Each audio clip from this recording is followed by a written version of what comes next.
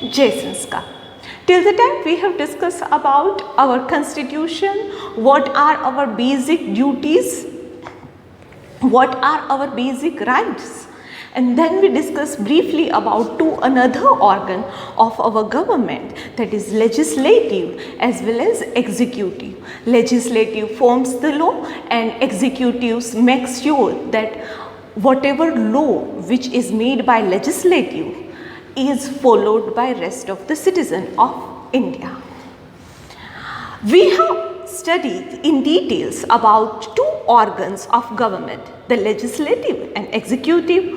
Now we shall study in detail about third organ of the government, which is the judiciary, which is independent, statutory and impartial organ of government.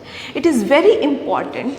We have already discussed that how our government is formed in such a way that legislative can only form the law, executive only controls that citizens follow those particular laws, while judicial is a department which makes sure in which condition this law is broken or what are the circumstances under which what kind of punishment should be given.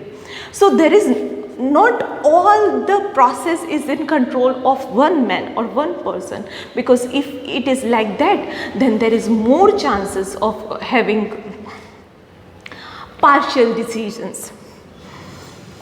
The Constitution of India provides a systematic, organized and uniform judicial system throughout India. The Indian judiciary system is in form of pyramidal hierarchy. Hierarchy is like one particular main branch is divided into sub-branch, and those are divided into more sub-branches. We have established a uniform judiciary in it. At the topmost level, there is a Supreme Court, which is an apex court. At the middle level, there are high courts, and under jurisdiction are the district courts. At district level and taluka level, there are local and special courts. Apart from these, there are trial courts and tribunals which are established to cater the various objectives. So certain special courts are generally for a family, like divorce, and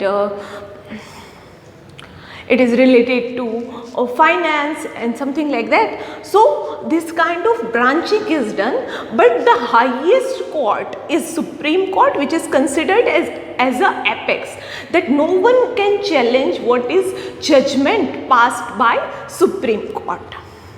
Importance of judiciary.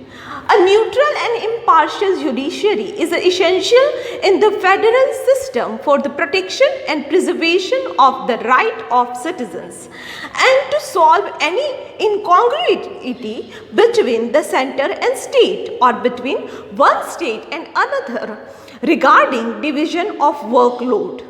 The judiciary is an important organ as to interpret constitutionality of any provision of any law, so that supremacy of constitution prevails. In order that the legislature and executive do not violate any constitutional limitation, we require a country independent, firm, impartial and fearless judiciary, which is a foundation of democracy.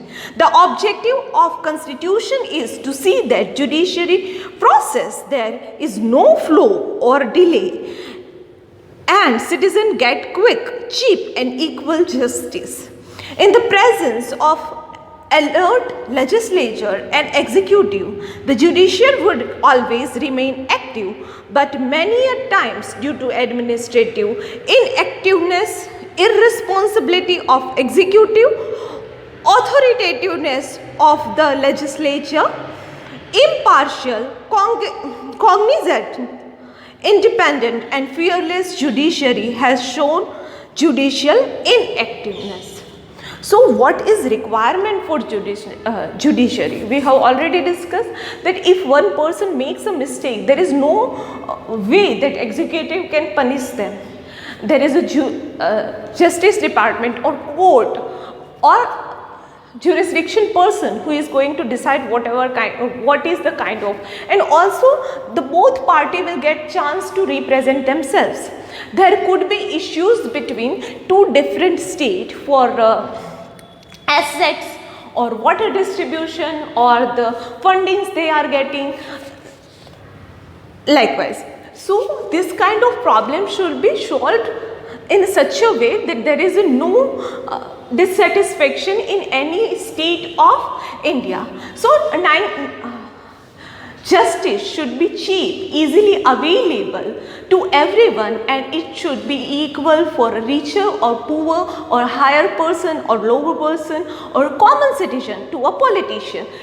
All should get equal justice.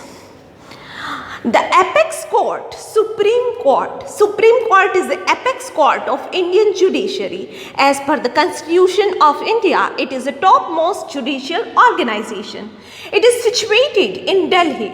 All civil and criminal court of India have to work under the jurisdiction of Supreme Court. The Supreme Court consists of a Chief Justice and 28 additional judges. The Chief Justice of Supreme Court is appointed by President of India. The number of judges in Supreme Court is decided by Parliament, but if President feels that workload of the Supreme Court is increased, then President can appoint additional ad hoc judges to Supreme Court as per the provision of Constitution. The judges in Supreme Court are appointed on the basis of seniority. Except for the Chief Justice of Supreme Court, all other judges are appointed in constitutional with Chief Justice as well as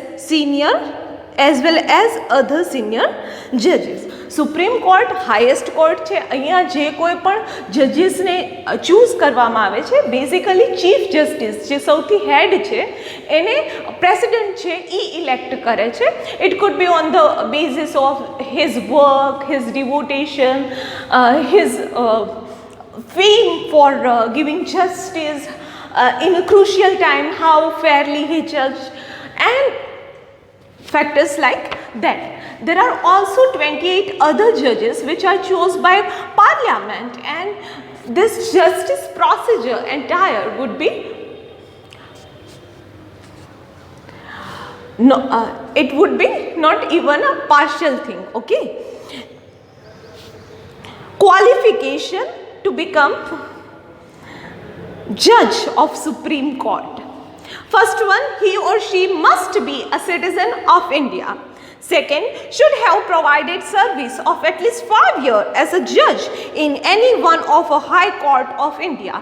So become a judge of Supreme Court, you need to become a judge of state court, that is high court first of all, and need to serve for 5 years. Should have an experience of at least 10 years as an advocate in any of the high court of India. So before being a judge, he needs to serve for 10 years as a advocate in high court. So 10 plus 5, 15 years work in this field.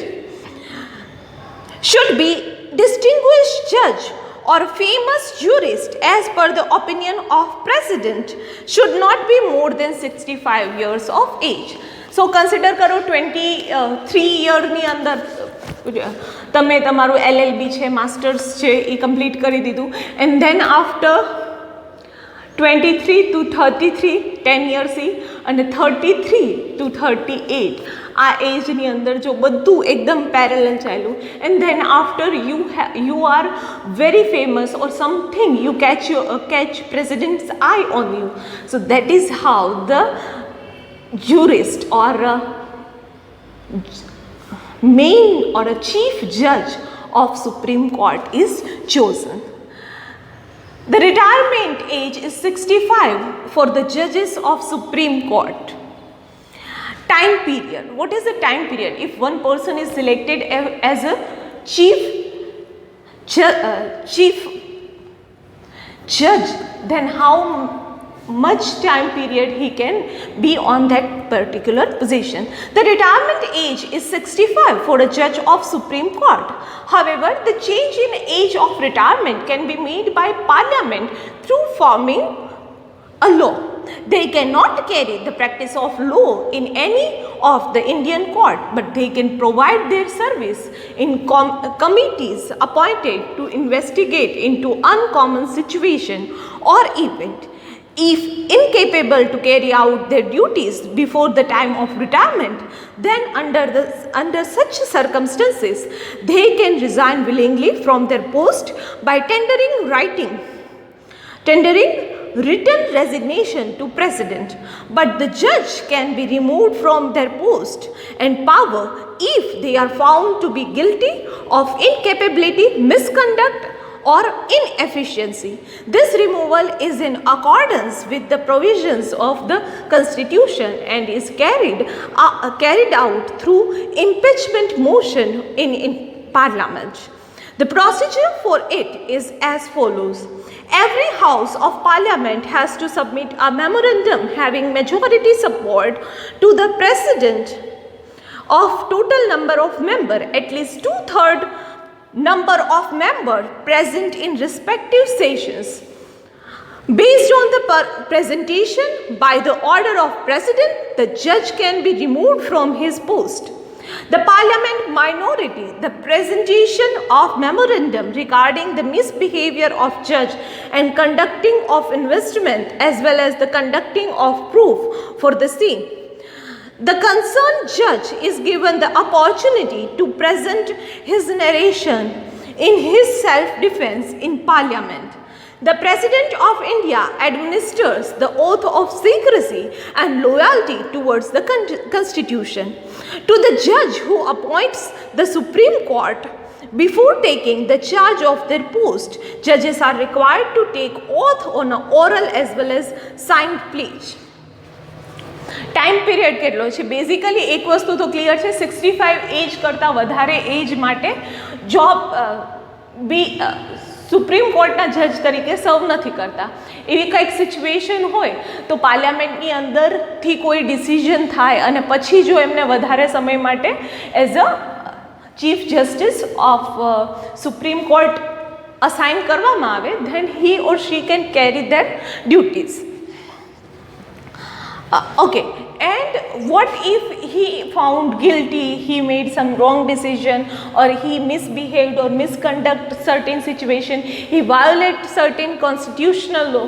So in that case, what happens? President asks another judges to, and if 2/3 of that person feels the same that he is guilty, he also given a chance to present himself, explain himself, his view, how he made a mistake or what is root cause of that particular event, so he can explain it. After 65 years, if he cannot continue his work in any other court, but he can always do work for like some secret operation or something like that. He can collect the data and he can analyze and stuff like that is done by this person. But if he is found guilty or something like that, he could be thrown off from his position. The jurist of Supreme Court should be such a person that he is always loyal to Constitution. Any misbehave or misconduct or misinterpretation of Constitution is abandoned for this person. The